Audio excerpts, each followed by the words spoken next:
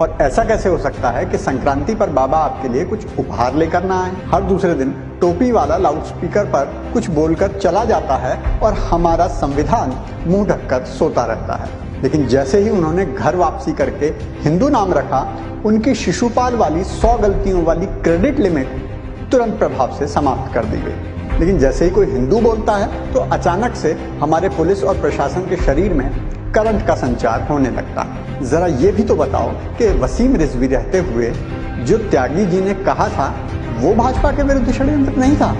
अगर था तो तब क्यों नहीं गिरफ्तार किया? किसी गांव में कोई जंगली जानवर घुस जाता है तो लोग जान बचाने के लिए भागते हैं, लेकिन किसी खेत में कोई नीलगाय घुस जाए तो उसे मारने के लिए भागते हैं। कुछ नीलगाय जैसी ही हालत भारत में हिंदुओं की हो गई है। अगर ओवैसी पुलिस को सबक सिखाने की बात करता है तो हमारी बहादुर पुलिस पलक भी नहीं झपकती। लेकिन वहीं अगर वसीम रिजवी से घर वापसी करने वाले जितेंद्र नारायण त्यागी धर्म संसद में कुछ कह दें तो पुलिस उन्हें गिरफ्तार कर लेती है। हे मनुष्य, बाबा के दरबार में आओ तो घंटी बजा के आना। हेलो और नमस्कार मित्रों। बहुत से मित्र जानना चाह रहे हैं कि बाबा 3 दिन कहाँ गायब थे। कुछ खास नहीं, बाबा ध्यान में लीन हो गए थे, अभी अभी सांसारिक दुनिया में वापस आए हैं। मकर संक्रांति की आप सबको विलंबित बधाई। और ऐसा कैसे हो सकता है कि संक्रांति पर बाबा आपके लिए कुछ उपहार लेकर ना आए? तो आपके लिए पेश है एक नया YouTube चैनल, भारत वर्ष। ये चैनल है लस्सी पे चर्चा वाले विश्व प्रसिद्ध सौरभ ओझा जी का। याद है ना अपने पर्सनल अमित शाह? तो देख क्या रहे हैं, लिंक डिस्क्रिप्शन में दिया हुआ है, जाइए और सब्सक्राइब कीजिए तुरंत। कृपा वहीं रुकी हुई है और फेसबुक पर भी इसी नाम से पाए जाते हैं। तो वापस आते हैं आज के विषय पर। वैसे ये विषय आज का नहीं है, बरसों का यही रोना है। अपने देश में हिंदू वो सेकंड क्लास नागरिक बनकर रह गया है कि क्या ही बोलें। हर दूसरे दिन टोपी वाला लाउडस्पीकर पर कुछ बोलकर चला जाता है और हमारा संविधान मुंह ढककर सोता रहता है। अभी कुछ दिन पहले बरेली के मौलाना ने इसी धर्म संसद के उत्तर में हिंसा की बात की थी, तो पुलिस की नाक पर मक्खी भी नहीं रहेंगी।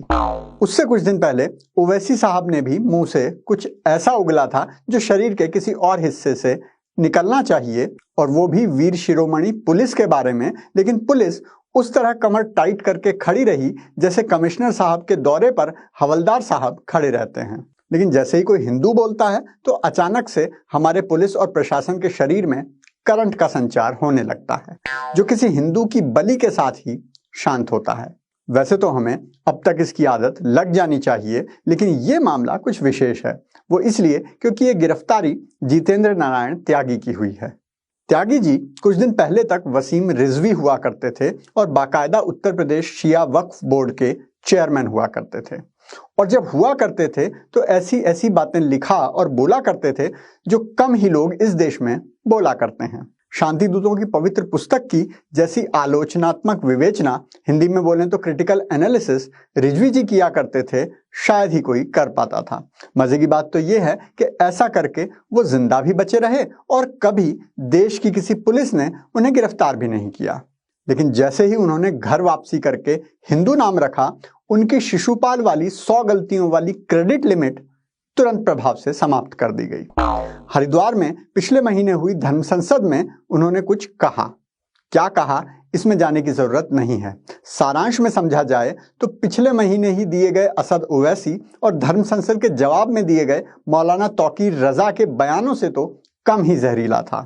लेकिन क्योंकि अब इनका नाम रिजवी नहीं त्यागी था तो FIR भी हो गई और इन्हें गिरफ्तार भी कर लिया गया। उन्हें हरिद्वार पुलिस ने गिरफ्तार किया उत्तराखंड UP सीमा पर रुड़की से। उनके साथ जूना अखाड़ा के महामंडलेश्वर स्वामी यति नरसिंहानंद भी थे और वो पुलिस से कहने लगे कि गिरफ्तार करना है तो उन्हें भी करें, क्योंकि वो ही उस धर्म संसद के संयोजक थे। बहरहाल त्यागी जी को गिरफ्तार करके 14 दिन की न्यायिक हिरासत में भेज दिया गया है। इस गिरफ्तारी के विरोध में यति स्वामी जी हरिद्वार के सर्वानंद घाट पर अन्न जल त्याग कर अनशन पर बैठ गए हैं। सिटी मजिस्ट्रेट उन्हें मनाने के लिए वहां आए, लेकिन स्थिति में कोई परिवर्तन नहीं आया। यहाँ ये हो रहा था और वहां हमारा लश्कर मीडिया अपना लश्कर लेकर तैयार बैठा था।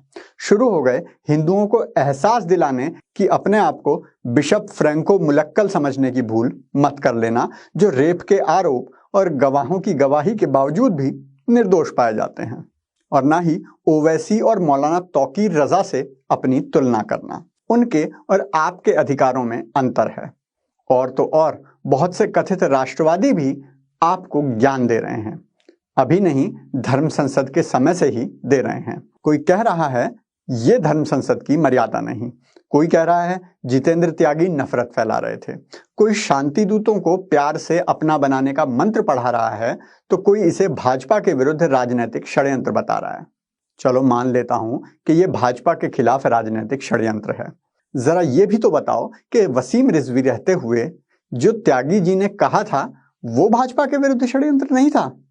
अगर था तो तब क्यों नहीं गिरफ्तार किया, और अगर नहीं था तो ओवैसी साहब खुले क्यों घूम रहे हैं? बाबा का आज का ब्रह्म ज्ञान है पुलिस वालों के नाम। उत्तर प्रदेश के संभल जिले से एक शांति प्रिय भाई का ये वीडियो सामने आया है। ये भाई पुलिस को शांति स्थापित करने के पाठ पढ़ा रहा है। अब बताओ कब खौलेगा आपका खून? क्या खाओगे भाई? बता दो, कोई बात नहीं है। आपको क्या खाओगे? जितना बढ़ा के चालान काटना है इतना बढ़ा के काट लो, हर चीज का काट लो। तो अब क्या करो, खा जाओ मुझे? वक्त बताएगा जब सरकार आएगी। मनमानी कर रहा हूँ ना तुम लोग। अगर सरकार आए तो फिर भी हेरा फिर क्या होगा? ये वक्त बता देंगे, ये तो हम ही ना रहने के, आप ही ना रहोगे। संभल ठीक है, संभल हम छोड़ देंगे, आप छोड़ दो। तो अपनी तैयारी कर दो चलने की। मैं तो यही रहूंगा। बस वो बता देंगे हम तुम्हें। ठीक बता देंगे। ठीक है, इतना हो सकता हो बढ़ा के काट देना, गाड़ी भी करवा देना। अगर आप भी त्यागी जी की तुरंत रिहाई चाहते हैं तो कृपया वीडियो को शेयर और कमेंट जरूर करें, क्योंकि खुशियां बांटने से बढ़ती हैं।